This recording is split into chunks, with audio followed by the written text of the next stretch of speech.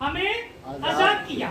लेकिन मैं अक्सर देखता हूँ कुछ लोग अभी भी कहने को आजाद हैं, लेकिन जब उनकी जिंदगी को देखते हैं तो उनकी जिंदगी अभी भी गुलामी के अंदर है। कैसे भला?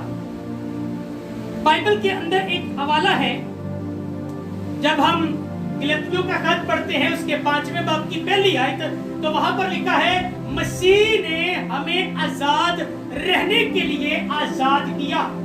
किस लिए आजाद किया? आजाद रहने के लिए आजाद किया। बस कायम रहो और दोबारा गुलामी के जुए में ना जुटो। किस जुए में नहीं जुटना? गुलामी के जुए में फिर से नहीं जुटना। मतलब ये हुआ कि यीशु मसीह ने हमें गुनाह से आजाद किया था, अब हमें दोबारा से गुनाह नहीं करना।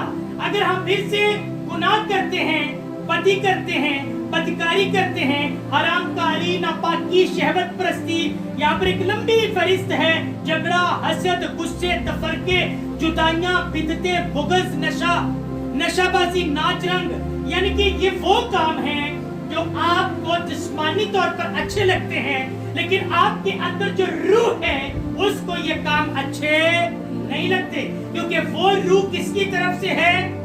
खुदावंद की तरफ से। जब उसने आदम को बनाया था ना, पहला इंसान बनाया, तो लिखा है कि उसने मट्टी ली, मट्टी को सांचा, उससे इंसान को बनाया, और इंसान को बनाने के बाद उसके नथनों में दम फूंका। क्या फूंका? यानी कि साडी जिंदगी के अंदर जेड़े साह ने, दम है, जेड़ी स्पिरिट है, वो किंदी वजह नाल खुदा ने साडी जिंदगी के अंदर रखी। ए मट्टी है, मट्टी चो मट्टी लैके उन्हें इंसान को बनाया, ते एक वक्त तो बाद जो असी मर जाने आ, ते ए मट्टी जिथों लई गई उत्थे वापस चली जाती है। लेकिन जेड़ी अंदर रूह है, दम है, वो खुदावंद की तरफों मिलिया है, लिहाजा वो किथे चला जाता है? वो उत्ते खुदावंद दे कोल वापस जाना है।